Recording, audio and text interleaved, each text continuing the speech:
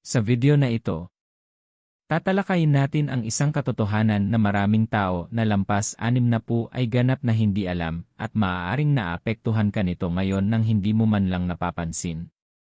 Kung ikaw ay 60, 65, 70 o higit pa at patuloy mong gustong-gusto ang tuyo sa agahan kung mahal mo ang amoy nito habang piniprito sa kawali kung naaalala mo ang simpleng umaga na may bawang na kanin at kape kailangan mong magpayong mabuti.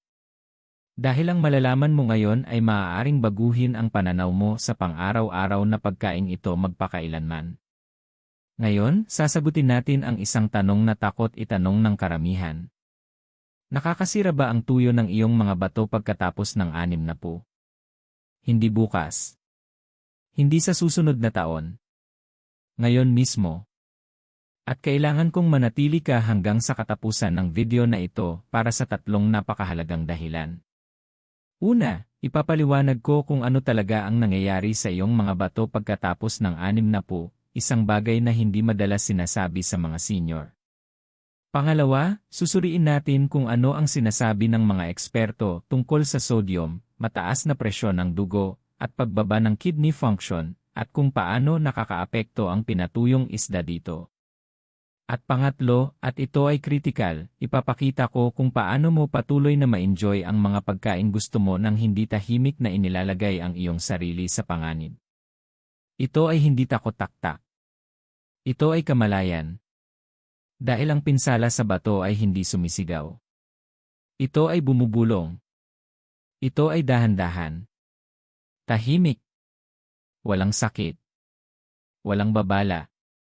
Maraming tao ang natutuklasan lamang na may sakit na ang kanilang mga bato kapag ito ay advanced na. Kapag ang dialysis ay naging bahagi na ng kanilang lingguhang routine. Kapag ang mga pagbisita sa ospital ay pumapalit sa mga pagtitipon ng pamilya. At narito ang masakit na katotohanan. Maaaring ilan dito ay maiiwasan kung may simpleng kaalaman sa pagkain. Kung sumasang-ayon ka na mas mabuti ang pag-iwas kaysa gamutin, i-drop ang via sa mga komento ngayon. Ngayon hayaan mo akong magtanong ng seryoso. Naisip mo na ba kung gaano karami ang asin sa loob ng tuyo? Hindi lang ang lasa. Hindi lang ang flavor. Kundi ang aktwal na sodium content at kung ano ang ginagawa nito sa loob ng iyong katawan pagkatapos ng 60. Dahil pagkatapos ng 60, hindi na kasing lakas ng dati ang iyong mga bato tulad noong 30. Mas mabagal ang pagsala. Mas mabagal ang paggaling. Mas sensitibo sa asin. At gayunpaman, maraming senior ang patuloy na kumakain tulad ng dati, hindi alam na nagbago na ang kanilang katawan. Ang video na ito ay ginawa partikular para sa iyo kung lampas ka sa 60. May mataas na presyon ng dugo. May diabetes. Napapansin mong namamaga ang paa. O simpleng nais mong protektahan ang iyong kalusugan bago magsimula ang problema. Diretso ako sa punto. Walang papapel. Walang pagmamalabis. Mga katotohanang suportado ng mga medikal na eksperto. Ngunit gusto ko ring mag-reflect ka ng malalim habang nanonood. Dahil hindi lang ito tungkol sa tuyo. Ito ay tungkol sa iyong kalayaan. Iyong lakas. Iyong hinaharap. Ang dialysis ay hindi lang medikal na proseso. Ito ay pagbabago ng lifestyle. Nakakapagod. Nakakaubos ng oras. At mahal. At apektado hindi lang ikaw kundi ang buong pamilya mo. Kung pinahahalagahan mo ang manatiling malakas at independent habang tumatanda, ay type ang strong sa mga komento. Narito ang hindi alam ng karamihan. Ang pinsala sa bato ay hindi nangyayari agad. Ito ay nangyayari kada pagkain. Kada gawi. At minsan, ang pagkain pinakamahal natin ang tahimik na nagtatrabaho laban sa atin kapag madalas kainin. Ngunit makinig ng mabuti, ang video na ito ay hindi tungkol sa pagsasabing tigilan ang buhay. Ito ay tungkol sa pagtuturo kung paano mamuhay ng mas matalino. Sa katapusan ng video na ito, maintindihan mo. Paano nakakaapekto ang sodium sa tumatandang mga bato? Bakit malapit ang kaugnayan ng mataas na presyon ng dugo sa kidney failure? Sino ang dapat mag-ingat sa pinatuyong isda? At paano bawasan ang iyong panganib simula ngayon? Kailangan kong maging focused ka. Kailangan kong mag-isip ka. At kailangan kong maging tapat ka sa sarili. Kung patuloy mo pa ring gustong-gusto ang tuyo, ay comment ang Still Love Eki. Walang paghusga dito. Kamalayan lang. Dahil ang kaalaman ay nagbibigay ng kapangyarihan. At ang kapangyarihan ay nagbibigay ng pagpipilian. Ngayon huminga ka ng malalim. Tuklasin natin ang katotohanan tungkol sa tuyo at ang iyong mga bato pagkatapos ng 60. Habang tayo ay tumatanda, nagbabago ang ating katawan, mapansin man natin o hindi. At isa sa mga organ na tahimik na nagbabago ng malaki pagkatapos ng 60 ay ang iyong mga bato. Maaaring pakiramdam mo ay malakas ka pa. Maaaring patuloy ka pa ring naglalakad araw-araw. Maaaring kumakain ka pa rin ng parehong pagkain na kinain mo sa loob ng maraming dekada. Pero sa loob ng iyong katawan, hindi na ang parehong mga bato ang mayroon ka tulad noong ikaw ay 30 o 50. Narito ang tuwirang katotohanan. Magsisimula mga edad 40 pataas, natural na bumababa ang kidney function. Ipinapakita ng medikal na pananaliksik na ang rate ng pagsala ng bato ay unti-unting bumababa bawat taon. Sa oras na umabot ka ng 60 o higit pa, ang iyong mga bato ay nagtatrabaho na may mas kaunting reserve power. At ang delikadong bahagi. Hindi mo ito mararamdaman. Walang alarma. Walang matinding sakit. Walang dramatikong sintomas na nagsasabi na bumabagal ang iyong mga bato. Ang iyong mga bato ay may milyon-milyong maliliit na filtering units na tinatawag na nephrons. Ang trabaho nila ay alisin ang waste, balansihin ang fluids, kontrolin ang electrolytes, at tumulong sa pag-regulate ng blood pressure. Kapag bata ka, matibay ang mga filter na ito. Madali silang nakaka-recover. Mabilis silang nakaka-adjust. Ngunit pagkatapos ng 60, nagiging mas marupok ang mga filter na ito. Isipin mo ang isang water filter na ginagamit ng 60 taon. Gumagana pa rin ito pero hindi na bago. Kung bigla mong ipapasok ang maruming tubig dito araw-araw, ano ang mangyayari? Mas mabilis itong mababara. Iyan mismo ang ginagawa ng mataas na sodium intake sa tumatandang mga bato. Kung naintindihan mo ito, i-drop ang maya sa mga komento. Ngayon pag-usapan natin ang presyon ng dugo, dahil dito nagiging seryoso ang mga bagay. Habang bumababa ang kidney function sa pagtanda, karaniwang tumataas ang blood pressure.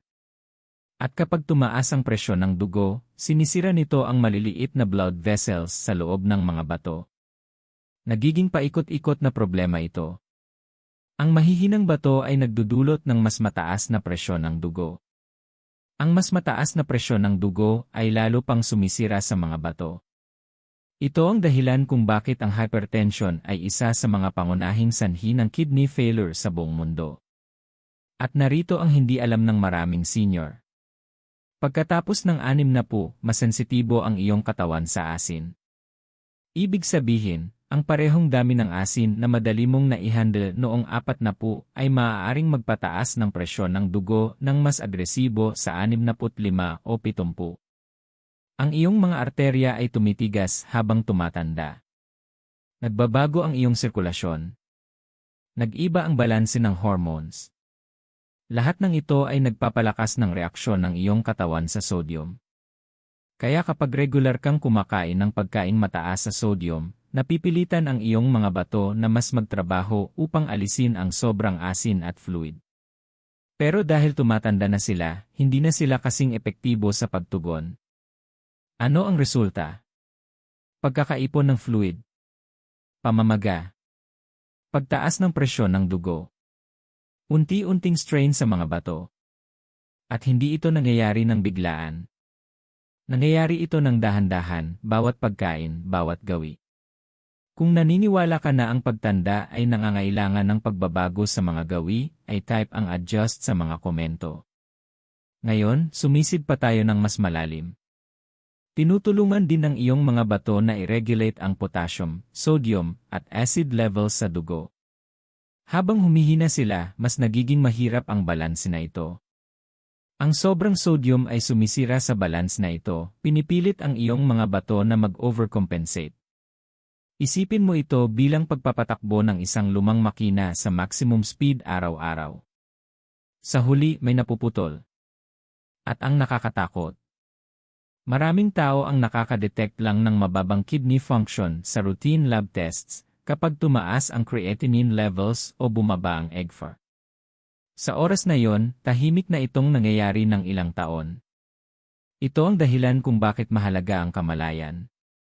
Pagkatapos ng 60, ang iyong mga bato ay kailangan ng proteksyon, hindi pressure. Kailangan nila ng suporta, hindi overload. At ang pagkain ay isa sa pinakamakapangyarihang kasangkapan na mayroon ka. Hindi ito tungkol sa takot. Ito ay tungkol sa responsibilidad. Dahil habang tumatanda tayo, mas kaunti ang espasyo natin para sa paulit-ulit na stress sa mga vital organs. Kung lampas ka sa 60 at nais mong protektahan ang iyong mga bato simula ngayon, i-drop ang FEA sa ibaba. Paganahin ito sa isip. Bawat kagat na kinukuha mo ay sumusuporta sa iyong mga organo o nagpapahirap sa kanila. At habang nagpapatuloy tayo sa video na ito, makikita mo kung paano ang ilang pang-araw-araw na pagkain ay tahimik na nagtutulak sa tumatandang mga bato lampas sa kanilang limitasyon. Manatili ka sa akin. Dahil ang pag-unawa kung ano ang nangyayari sa loob ng iyong katawan pagkatapos ng 60 ay maaaring maging kaibahan sa pagitan ng malusog na pagtanda at maiiwasang sakit. Kung pinahahalagahan mo ang praktikal na edukasyon sa kalusugan tulad nito, mag-subscribe sa Gintong Sustansya at patuloy na matutong protektahan ang iyong katawan sa tamang paraan. Ngayon pag-usapan natin ng direkta ang tuyo, hindi emosyonal, hindi kultural, kundi sa nutrisyonal na aspeto. Dahil bago natin husgahan kung ito ba ay nakakasama o hindi, kailangan muna nating maintindihan kung ano talaga ang laman nito. Ang tuyo ay pinatuyong isda na may asin. Ang susi dito ay asin. Ang proseso ng pagpapatuyo ay nag-aalis ng moisture upang mas tumagal ang isda nang hindi kailangan ng refrigerator. Pero para mapanatili ito ng maayos, malalaking dami ng asin ang idinadagdag. Pinipigilan ng asin ang paglago ng bakterya. Pinipigilan nitong masira ang isda. Iyan ang benepisyo. Pero narito ang realidad, ang asin na yon ay hindi nawawala kapag niluto mo ito. Nanatili ito sa laman ng isda. Nanatili ito sa bawat kagat. At ang asin ay ibig sabihin sodium. Ngayon, himay natin ito ng malinaw. Ang katawan mo ay kailangan lamang ng maliit na dami ng sodium bawat araw para gumana ng maayos, para sa nerve signals, muscle contraction, at fluid balance. Pero kapag naging sobra ang sodium intake, lalo na kung paulit-ulit, nagiging delikado ito. Ipinapayo ng mga health authorities tulad ng World Health Organization na panatilihin ang sodium intake sa ilalim ng humigit kumulang 2,000 mg bawat araw. Ngunit ang isang serving ng pinatuyong isda ay maaaring maglaman ng kahit 800 hanggang higit sa 1,200 mg ng sodium, minsan higit pa depende sa paraan ng paghahanda. Pag-isipan ito ng mabuti. Ang isang serving ay maaaring nakakaabot na ng kalahati o higit pa ng iyong daily limit. At maging tapat tayo, karamihan sa tao ay hindi lang kumakain ng isang maliit na piraso. Kadalasan, sinasamahan ito ng kanin, minsan may soy sauce, o kasama ng iba pang seasoned dishes. Ngayon idagdag pa. Asin sa pagluluto. Soy sauce. Patis. Processed snacks. Instant noodles. Canned goods. Bago mo malaman, ang iyong araw-araw na sodium intake ay nadoble o maging triple ng kaya ng iyong mga bato, lalo na pagkatapos ng 60. Kung nagulat ka dito, i-comment ang surprised sa ibaba. Pero sumisid pa tayo ng mas malalim. Ang tuyo ay hindi masama. Sa katunayan, may nutritional benefits ito. Naglalaman ito ng protein na kailangan ng katawan para sa maintenance ng kalamnan, lalo na habang tumatanda. Naglalaman ito ng omega-3 fatty acids na makakatulong sa kalusugan ng puso. Naglalaman ito ng calcium, lalo na kung kinakain ang maliliit na buto. Kaya sa nutrisyonal, kapaki-pakinabang ang isda mismo. Ang issue ay hindi ang isda. Ang issue ay ang paraan ng pag-preserve nito. Ang salt preservation ay labis na nagpapataas ng sodium concentration. At narito ang isang bagay na madalas nakakaligtaan. Kapag sobrang maalat ang pagkain, nag-a-adjust ang dila sa paglipas ng panahon. Nagsisimula kang maghangad sa ganitong level ng asin. Nag-adjust ang iyong taste buds. Kaya ang dati napakaalat ay sa kalaunan ay nagiging normal. Ganito tahimik na nabubuo ang araw-araw na gawi. At ang mga gawi, kapag paulit-ulit sa loob ng maraming taon, ay humuhubog sa kalusugan mo. Pagkatapos ng 60, nagiging mas kritikal ito. Dahil sa yugtong iyon, hindi ka lang nagpapanatili ng kalusugan, pinapanatili mo ang function ng mga organo. Ngayon pag-usapan natin ang frequency. Ang pagkain ng tuyo paminsan-minsan ay iba sa pagkain nito 3 o 4 na beses sa isang linggo. Ang paminsang exposure ay nagbibigay ng oras sa katawan upang marebalance ang sodium levels. Ang madalas na exposure ay nagpapanatili ng mataas na sodium levels. At kapag patuloy na mataas ang sodium, hindi lubos na nakakapahinga ang iyong mga bato. Nagiging tuloy-tuloy na workload ito. Isipin mo ang pagbubuhat ng mabigat na bag minsan sa isang linggo kumpara sa araw-araw. Magkaiba ang epekto ng strain. Kung kumakain ka ng tuyo ng higit sa 2 beses sa isang linggo, i-type ang 2 sa ibaba. Walang paghusga dito. Kamalayan lang. Isa pang mahalagang factor ay ang portion size. Maraming tao ang nagkakamali sa laki ng bahagi. Ang ilang piraso ng maliit na pinatuyong isda ay maaaring mukhang hindi delikado, pero mataas ang sodium concentration. Dahil naalis ang moisture, ang natira ay concentrated salt at nutrients. Ang pagpapatuyo ay nagpapaliit sa isda pero hindi sa sodium. Kaya kumakain ka ng compact, high sodium package sa maliit na anyo. At tumataas ang panganib kung mayroon ka ng mataas na presyon ng dugo. Diabetes. Maagang pagbaba ng kidney function. Sakit sa puso. Dahil pinapahirapan ng mga kondisyon na ito ang katawan na tiisin ang sodium spikes. Maaaring hindi mo ito maramdaman agad.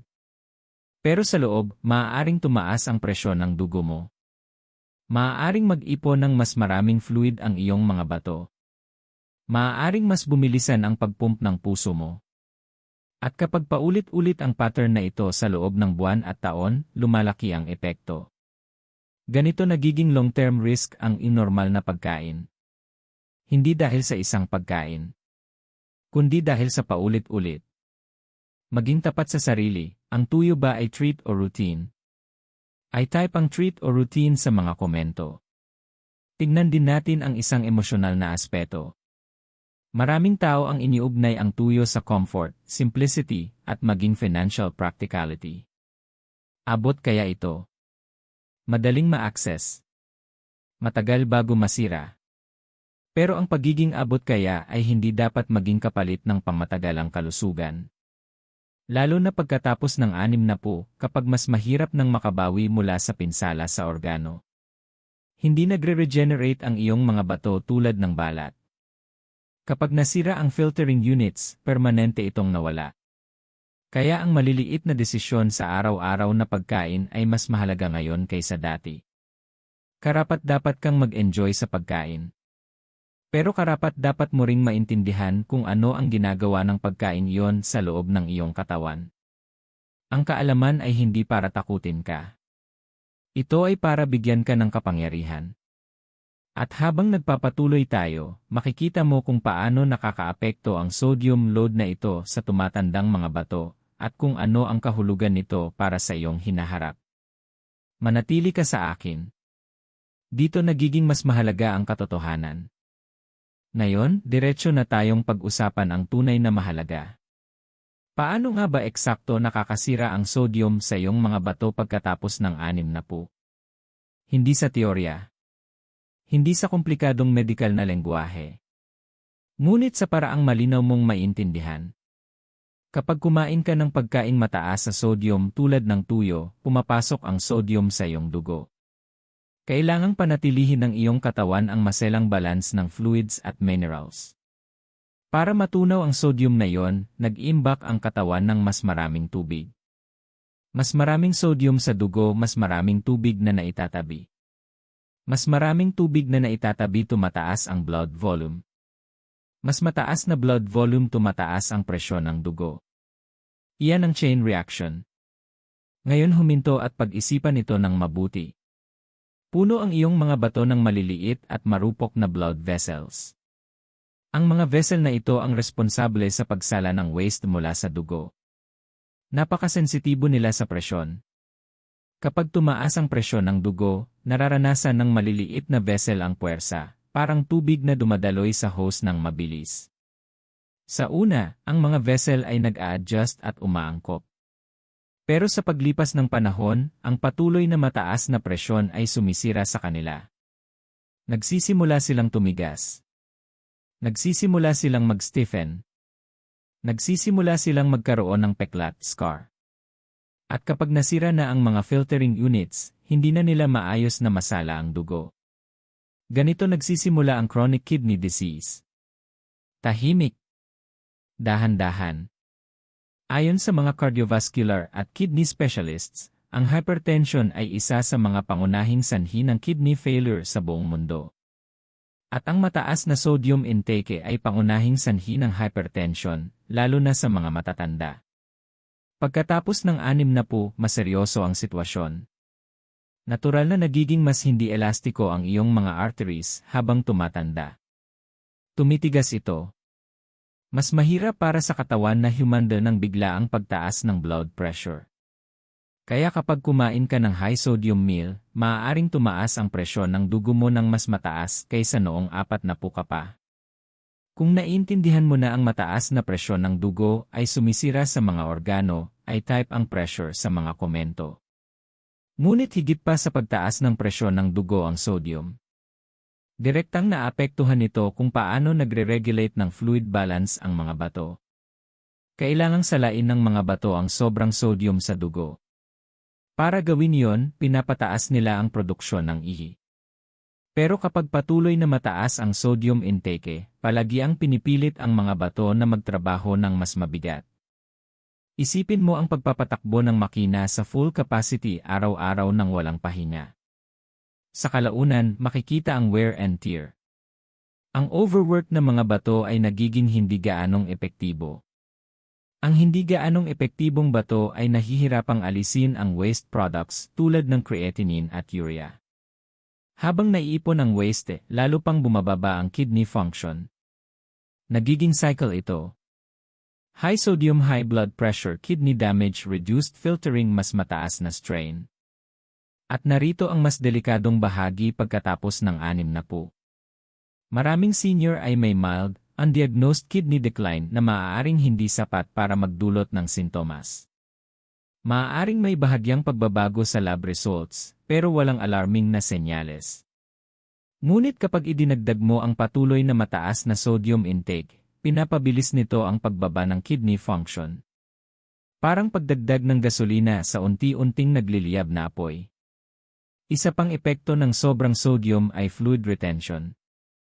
Napansin mo ba ang pamamaga sa iyong bukong-bukong? Masikip na sapatos sa pagtatapos ng araw. Pamumula o puffiness sa paligid ng mata. Ang naitatabing fluid ay nagpapataas ng presyon hindi lang sa mga bato kundi pati sa puso. Kailangang mas magtrabaho ang puso para i-circulate ang mas mataas na blood volume.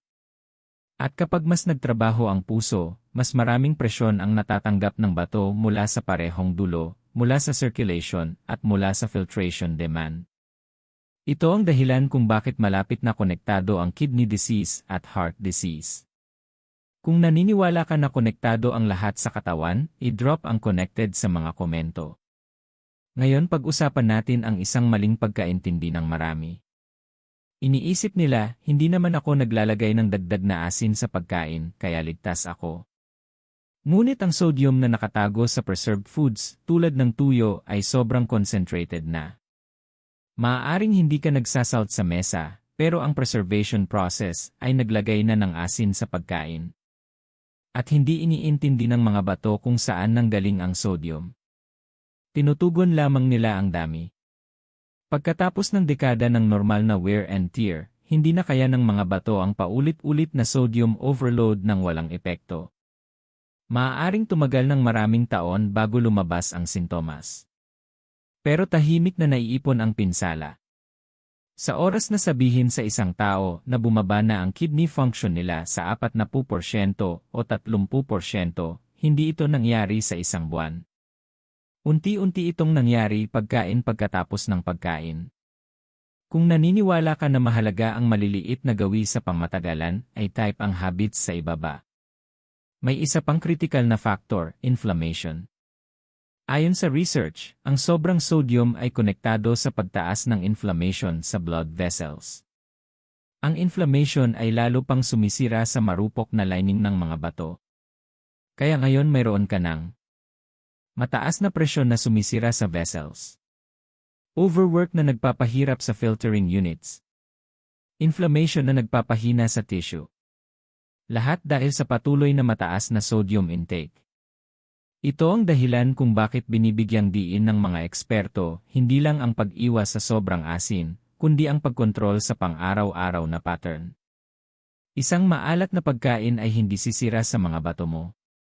Pero ang paulit-ulit na high-sodium meals sa loob ng maraming taon, lalo na pagkatapos ng 60, ay maaaring pabilisin ang pagbaba ng kidney function. At narito ang masakit na realidad. Madalas ay irreversible ang pinsala sa bato. Maaari mo itong pabagalin. Maaari mo itong pamahalaan. Pero hindi mo lubusang maibabalik ang nasirang filtering units. Kaya ang kamalayan ngayon ay napaka-powerful. Naglingkod na sa iyo ang iyong mga bato ng dekada ng walang reklamo. Sinasala nila ang dugo mo bawat minuto. Inaalis nila ang toxins. Binalance nila ang iyong fluids. Karapat-dapat silang protektahan. Maging tapat sa sarili. Ang iyong pang-araw-araw na pagpili sa pagkain ba ay sumusuporta sa iyong mga bato o tahimik na nagpapahirap sa kanila? Maging tapat sa komento, support o strain. Dahil ang pag-unawa kung paano sinisira ng sodium ang iyong mga bato ay hindi para takutin ka. Ito ay para bigyan ka ng kontrol. At habang mas nauunawaan mo ang nangyayari sa loob ng iyong katawan, mas magiging matalino ang iyong mga desisyon sa hinaharap. Kakapasok pa lang tayo sa simula. Ngayon pag-usapan natin ang isang napakahalagang bagay, ang mga babala o warning signs. Dahil isa sa pinakamapanganib na aspeto ng problema sa bato pagkatapos ng 60 ay ito, hindi nila ipinapaalam ang kanilang sarili ng malakas. Ang pinsala sa bato ay madalas tinatawag na silent disease sa dahilan. Maaaring pakiramdam mo ay normal ka habang unti-unting bumababa ang kidney function mo. Kaya ang pagiging aware sa mga maagang senyales ay maaaring magkaiba sa pagitan ng maagang interbensyon at late-stage treatment. Diretso tayo sa mga senyales na maaaring nahihirapan ang iyong mga bato. Una, pamamaga, swelling. Kung napapansin mo ang pamamaga sa iyong mga paa, bukong-bukong, o kahit sa mga kamay, bigyang pansin ito. Kapag hindi maayos na naalis ng bato ang sobrang sodium at fluid, naiipon ang fluid sa katawan. Ang gravity ang humihila nito pababa at nagsisimula ang pamamaga sa paa. Maaaring masikip ang sapatos mo sa gabi. Maaaring mag-iwan ng malalim na marka ang medyas sa balat. Maraming tao ang sinisisi ito sa pagtanda o sa matagal na pagtayo. Pero ang patuloy na pamamaga ay maaaring senyales na hindi nakakakaya ng iyong mga bato. Kung naranasan mo na ang pamamaga, ay type ang swelling sa mga komento. Pangalawa, pagbabago sa pag-ihi. Kinokontrol ng iyong mga bato ang produksyon ng ihi. Kung may nagbabago, madalas nagbabago rin ang ihi mo. Maaaring mapansin mo. Mas madalas na pag-ihi sa gabi. Foamy o bubbly na ihi. Mas madilim na ihi. Hirap sa pag-ihi. Pakiramdam na hindi mo naubos ang ihi mo. Ang foamy urine, particular, ay maaaring senyales ng protein leakage. Pinananatili ng malusog na bato ang protein sa dugo. Pinapayagan ang nasirang bato na tumapon ang protein sa ihi. Hindi ito dapat baliwalain. Pangatlo, pagkapagod, fatigue. Kapag hindi maayos na nasasala ng bato ang waste, naiipon ang toxin sa dugo. Maaari kang makaramdam ng pagod, panghihina, o mental fog. Maaaring isipin mo, tumatanda lang ako. Pero ang matinding pagod na hindi tugma sa iyong aktibidad ay nararapat bigyang pansin. Tinutulungan din ng bato ang produksyon ng red blood cells sa pamamagitan ng hormone na tinatawag na erythropoietin. Kapag bumababa ang kidney function, maaaring magkaroon ng anemia. Mas kaunting oxygen ang nakakarating sa mga tissue. At nagdudulot ito ng labis na pagkapagod. Kung nakararamdam ka ng hindi pangkaraniwang pagod, i-comment ang tired sa ibaba. Pang-apat, pagkawala ng gana sa pagkain o pagkahilo, nausea. Ang naipong waste sa bloodstream ay maaaring makaapekto sa digestive system. Maaaring magbago ang lasa ng pagkain. Maaaring mabilis kang mapuno. Maaaring maramdaman mo ang kaunting pagkahilo. Muli, ang mga sintomas na ito ay soble. Pero ang soble ay hindi nangangahulugang walang panganib. Panglima, mataas na presyon ng dugo na mahirap kontrolin. Tandaan ang tinalakay natin kanina.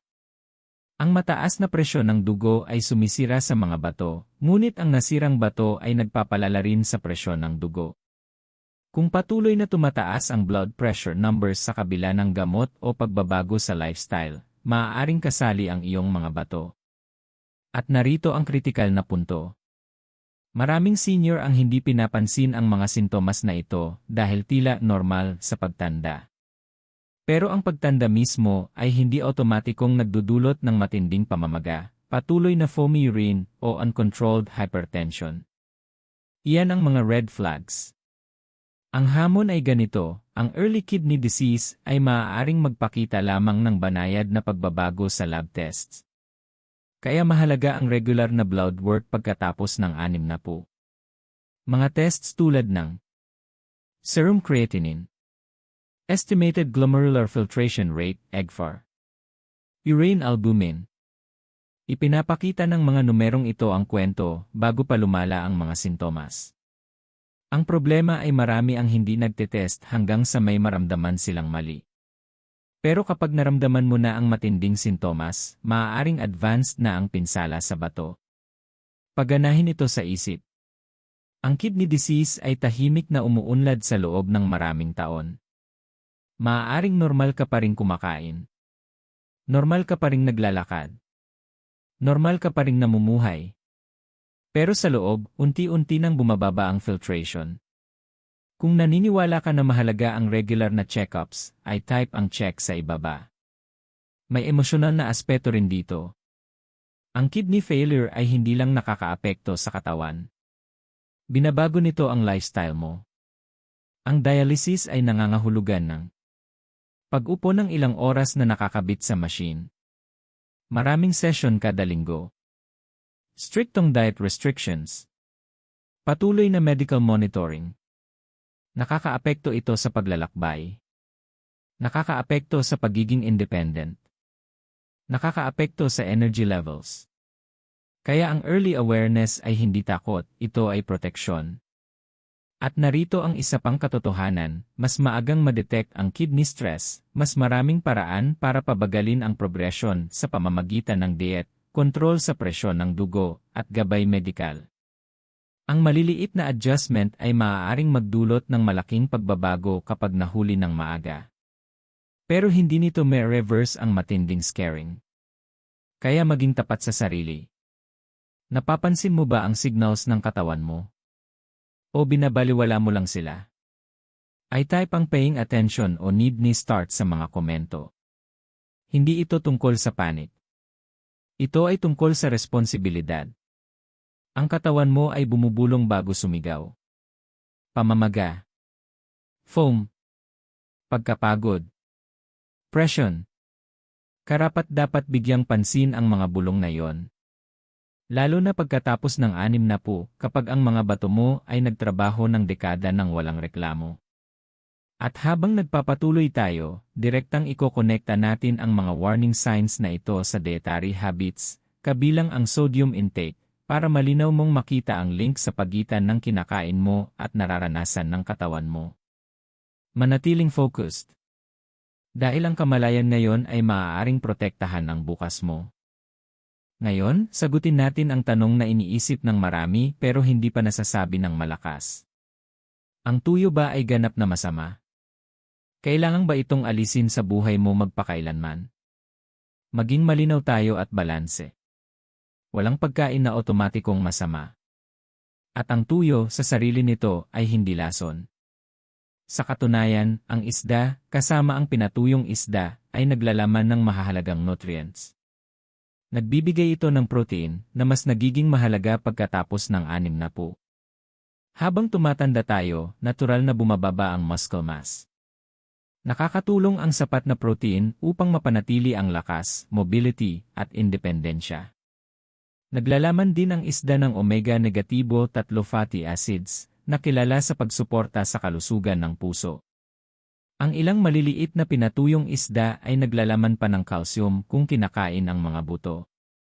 Kaya sa nutrisyonal na aspeto, may benepisyo ang isda mismo. Ang problema ay hindi ang isda. Ang problema ay ang konsentrasyon ng asin. At higit sa lahat ang dalas at dami. Malaking kaibahan ang paminsang pagkain ng tuyo at ang regular na pagkain nito. Ang paminsang pagkain ay nagbibigay ng oras sa katawan upang makabawi at marebalance ang sodium levels. Ang madalas na pagkain ay nagpapanatili ng mataas na sodium levels ng tuloy-tuloy. At ang tuloy-tuloy na mataas na sodium ang nagtatakda ng pangmatagalang pinsala. Kung naiintindihan mo na mahalaga ang frequency, ay type ang frequency sa ibaba. Ngayon, pag-usapan natin ang moderation. Ang moderation ay nangangahulugang maliit na bahagi. Hindi araw-araw kumain. Hindi pinagsasama sa iba pang high-sodium foods. Pagiging mindful sa kabuuang araw-araw na sodium intake. Kung kumakain ka ng maliit na piraso ng tuyo paminsan-minsan, at ang iba pang pagkain mo ay mababa sa sodium, mayaman sa gulay, prutas, at balansing protein, malamang na kaya ng iyong mga bato yon. Pero kung ang tuyo ay nagiging araw-araw na gawi, halimbawa, breakfast 3 o 4 na beses sa isang linggo, at sinasamahan ng soy sauce, processed foods, at maalat na side dishes, hindi na ito moderation. Nagiging tuloy-tuloy na exposure sa sodium. At ito ang pinapayo ng mga eksperto na iwasan. Isaalang-alang din natin ang iyong personal na kalusugan. Para sa isang malusog na 30 taong gulang na may normal na presyon at malakas na kidney function, ang paminsang pagkain ng high-sodium food ay maaaring hindi magdulot ng agarang pinsala. Pero pagkatapos ng 60, nagbabago ang sitwasyon. Lalo na kung mayroon ka hypertension, diabetes, maagang pagbaba ng kidney function, problema sa puso. Kung alinman sa ito ay naangkop sa iyo, mas mababa ang toleransya mo sa sodium. Ang kaya ng katawan mo noong 40 ay maaaring magdulot na ng strain sa iyong mga organo sa 65. At dito mahalaga ang katapatan sa sarili. Tanungin ang sarili, ang tuyo ba ay comfort food o regular na routine? Ay type ang comfort o routine sa mga komento. Ngayon pag-usapan natin ang emosyonal na attachment. Ang pagkain ay hindi lang nutrisyon. Ito ay memorya. Ito ay kultura. Ito ay pamilya. Maaaring nagpapaalala ang tuyo sa iyo ng simpleng umaga, sama-samang pagkain, at mga araw ng pagtatrabaho ng husto kung iyon lang ang kaya mong abutin. Ang emosyonal na koneksyon na iyon ay totoo. Pero narito ang mahirap na katotohanan. Ang katawan mo ngayon ay hindi na ang parehong katawan na nag-enjoy sa mga pagkain iyon dekada na ang nakalipas. Ang mga bato mo ay tumanda. Ang mga arteries mo ay tumigas. Pansinin ang salitang patuloy. Ibig sabihin, regular. Habitual. Madalas. Kung naiintindihan mo na ang mga gawi ay humuhubog ng kalusugan, ay type ang habits sa ibaba. Ipinapakita ng medikal na pananaliksik na ang mataas na sodium intake ay nagdudulot ng pagtagas ng protina sa ihi sa mga taong may sakit sa bato. Ang pagtagas na ito ay senyales ng lumalalang pinsala. Pinapataas din nito ang pagbabago-bago ng blood pressure, ibig sabihin, mas dumadami at mas matindi ang fluctuation ng pressure. Ang mga fluctuation na ito ay nagdudulot ng strain sa mga maselang daluyan ng dugo sa bato. Kahit sa mga taong walang diagnosed kidney disease, ang pagkain ng mataas sa sodium ay naugnay sa mas mabilis na pagbaba ng filtration rate sa paglipas ng panahon. At narito ang madalas nakakaligtaang bahagi. Maaaring hindi mo maramdaman ang pinsala habang nangyayari ito. Karaniwan itong tinutukoy ng mga eksperto bilang silent progression ng kidney decline. Pakiramdam mo normal ka. Kumakain ka ng normal. Namumuhay ka ng normal. Ngunit sa loob, dahan-dahang naiipon ang microscopic damage. Kaya nakatuon ang mga espesyalista sa prevention at early intervention. Dahil kapag may malubhang peklat na sa kidney tissue, hindi na ito maibabalik. Pwede itong pabagalin. Pwede itong kontrolin. Ngunit bihira itong ma-reverse. Kaya kapag nagbabala ang mga eksperto tungkol sa sodium, hindi ito para gawing walang lasa ang pagkain. Ito ay para maprotektahan ang mga filtering units na hindi na kayang mag-regenerate. Kung pinapahalagahan mo ang preservation kaysa repair, ay type ang preserve sa ibaba. Pag-usapan din natin ang konsepto ng threshold. Kaya ng bato mo ang ilang sodium. Kailangan ng katawan mo ang sodium. Ang problema ay kapag paulit-ulit mong nilalagpasan ang threshold. Isipin mo, baluktutin ang isang wire isang beses, walang nangyari. Baluktutin ng 2 beses, ayos pa rin. Baluktutin ng 100 beses, sa huli, sisira. Hindi biglang nangyayari ang pagkasira. Nangyayari ito dahil sa paulit-ulit na stress. Ganito rin ang pinsala sa bato. Binibigyang diin ng mga eksperto ang interaksyon ng sodium at umiiral na risk factors. Halimbawa, mataas na sodium panandang pandagdag mataas na blood pressure, katumbas equals mas mabilis na pinsala sa daluyan ng dugo. Mataas na sodium panandang pandagdag diabetes, katumbas equals mas maraming protein leakage. Mataas na sodium panandang pandagdag aging kidneys, katumbas equals mas mababa ang kakayahan sa pag-recover. Hindi lang ito isang factor. Ito ay kombinasyon. At pagkatapos ng 60, mas madalas ang kombinasyon. Maraming seniors ang may kahit isang chronic condition. Kaya mas malaki ang epekto ng sodium. Isa pang mahalagang punto na binibigyang diin ng eksperto ay ang sodium awareness. Karamihan sa tao ay nababawasan ang tamang pag-intindi sa sodium intake. Dahil maraming sodium ang nakatago. Hindi lang ito mula sa shaker ng asin. Nasa preserved fish. Sa processed meats. Sa sauces. Sa instant foods. Sa restaurant meals. Kaya kahit iniisip mo na hindi naman ako masyadong maalat kumakain, maaaring lumampas na sa rekomendadong daily limit ang kabuuang sodium intake mo. Kadalasang nirerekomenda ng mga kidney specialist ang paggamit ng sodium na mas mababa sa 1,500, 2,000 ni kada araw para sa may mataas na blood pressure o may problema sa bato. Pero isang serving ng dried salted fish ay pwede nang ubusin ang malaking bahagi ng allowance na yon. Kaya hindi lang sinasabi ng eksperto na iwasan ang asin ng tuluyan. Sinasabi nila, obserbahan ang pattern. Obserbahan ang kabuuan. Obserbahan ang trend. Kung naniniwala ka na makapangyarihan ang awareness, ay type ang aware sa ibaba. Pag-usapan natin ang progression. Kapag bumaba ang kidney function, kadalasan itong dumadaan sa stages. Stage 1 at 2, mild na pagbaba. Stage 3, moderate na pagbaba. Stage 4, severe na pagbaba. Stage 5, kidney failure. Binibigyang diin ng eksperto ang pagbagal ng progression sa pagitan ng stages. Dahil ang pagpabagal mula stage 2 hanggang stage 3 ay makakapreserba ng mga taon ng magandang kalidad ng buhay. Ang pagkontrol sa dietary sodium ay isa sa pinakamadaling kontrolin na factor sa equation na yon. Hindi mo mababago ang edad mo. Hindi mo mababago ang genes mo. Pero kaya mong kontrolin ang sodium intake. At dito ka magkakaroon ng kapangyarihan sa bagay na mahalaga. Binibigyang diin din ng eksperto na ang blood pressure, ang pinakamakapangyarihang modifiable risk factor sa pag-usad ng sakit sa bato. At direktang naapektuhan ng sodium ang blood pressure.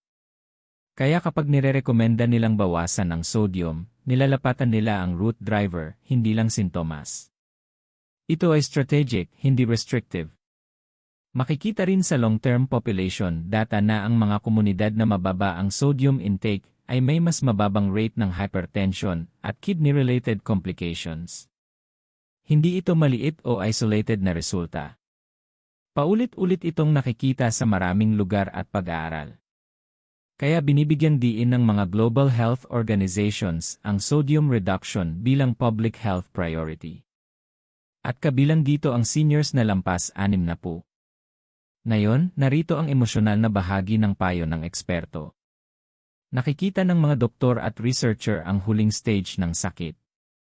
Nakikita nila ang mga pasyente na malubha na ang kidney function. Nakikita nila ang pagsisisi, pagod, takot. At madalas, alam nila na kung mas maaga lang ginawa ang dietary adjustments, naantala sana ang pag-usad ng sakit. Kaya paulit-ulit ang mensahe. Dahil mas tahimik ang prevention kaysa treatment. Ngunit mas makapangyarihan. Itanong sa sarili ng tapat. Protective ba ang pattern mo o progressive patungo sa strain? Ay type ang protective o needle change sa ibaba? Dahil ang paulit-ulit na mensahe mula sa mga eksperto ay simple. Hindi ito tungkol sa pagtanggal ng kasiyahan. Ito ay tungkol sa pag-iwas sa patuloy na pinsala. At ang patuloy na pinsala hindi agad nagpapakita ng sintomas. Dahan-dahan itong naipon. Ibig sabihin, ang araw-araw mong desisyon, lalo na sa sodium, ay mas mahalaga kaysa sa iniisip mo. Ang kapangyarihan hindi nasa isang pagkain lang. Ang kapangyarihan nasa pattern mo. At ang pattern ay palaging pwedeng baguhin simula ngayon. Ngayon, pagsamahin natin ang lahat. Matapos ang lahat ng napag-usapan natin, ang pagtanda ng mga bato, ang sodium load, ang blood pressure, ang emosyonal na attachment, at ang babala ng mga eksperto, narito ang huling katotohanan. Ang tuyo ay hindi iyong kaaway. Ngunit ang kamangmangan ay pwede. Pagkatapos ng 60, ang iyong katawan ay umaasa sa karanasan, dekada ng pagsala, pagpump, pagbabalanse at pagkompensate. Ang iyong mga bato ay tahimik na nagtrabaho bawat minuto ng iyong buhay. Sinala nila ang dugo mo habang natutulog ka. Habang nagtatrabaho ka. Habang nagdiriwang ka. Habang nahihirapan ka. Hindi nila kailanman hiniling ang pansin. Hanggang ngayon. Dahil pagkatapos ng 60, ang margin para sa paulit-ulit na strain ay nagiging mas maliit. Ang parehong mga gawin na nalampasan mo sa 35 ay unti-unting maaaring magpahina sa iyo sa 65. Ito ay hindi takot. Ito ay pisyolohiya. At ang pinakamakapangyarihang salita na maaari mong dalhin mula sa video na ito ay moderation. Hindi elimination. Hindi panic. Hindi guilt. Moderation. Kung naniniwala ka na ang moderation ay karunungan, ay type ang wisdom sa ibaba. Hindi mo kailangang ganap na burahin ang tradisyon sa iyong plato. Ngunit kailangan mong ayusin ang dalas. Ayusin ang laki ng bahagi. Ayusin ang kamalayan. Dahil ang pinsala sa bato ay hindi nagsisimula sa sakit. Nagsisimula ito sa pattern. At ang pattern ay binubuo araw-araw. Narito ang tanong na mas malalim kaysa pagkain. Namumuhay ka ba ng may intensyon o otomatiko?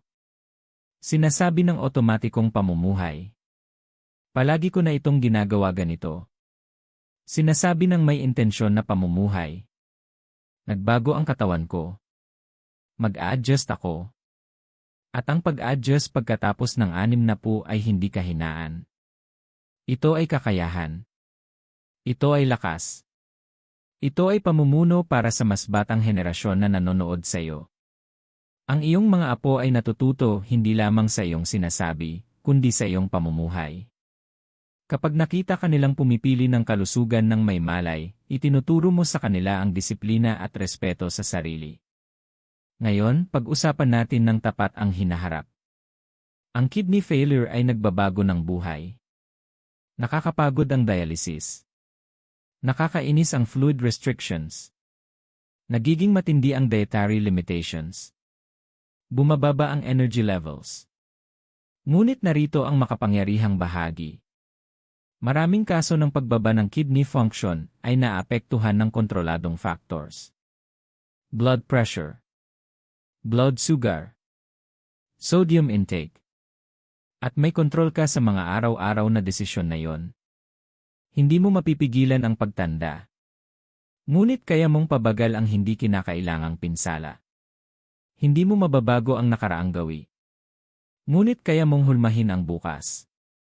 Kung handa kang protektahan ang iyong kalusugan mula ngayon, i-type ang ready sa ibaba.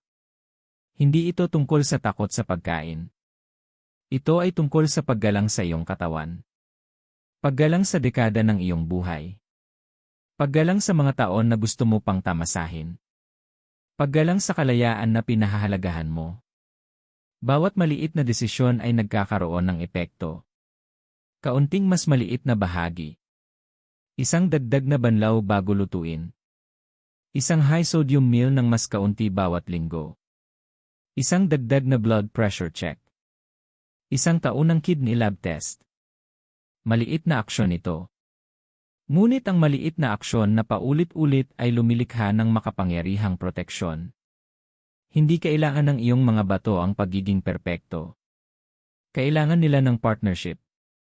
At nagsisimula ang partnership sa kamalayan. Bago tayo matapos, nais kong pag-isipan mo ang isang personal na tanong.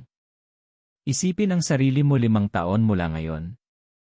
Nakikita mo ba ang sarili mo na malakas? Malayang naglalakad? Naglalakbay? Nakikipaglaro sa mga apo? Namumuhay ng walang machines?